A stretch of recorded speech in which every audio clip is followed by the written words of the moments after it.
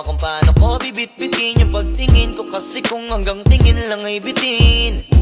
Ayoko rin naman to kim-kiming, kaso mukhang hindi ko pa rin to sa'yo kayang banggitin. At baka islabin mo lang at di mo pansinin, bitin kahit na MP Bira Gin ang inumin, yung tapang ay wala pa rin. Saan ko ihiramin, kahit paglasing wala rin, kung pagising ko duwag pa rin.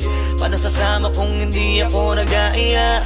Paano tatama kung hindi ako tumataya? Minsan iniisip ko na wag na lang kaya, kaso yung isip ko ay nagbabago din maya-maya. At sobrang sa pag-asa, kulang sa kumpiyansa, kaya mukhang malabong magka-tsansa.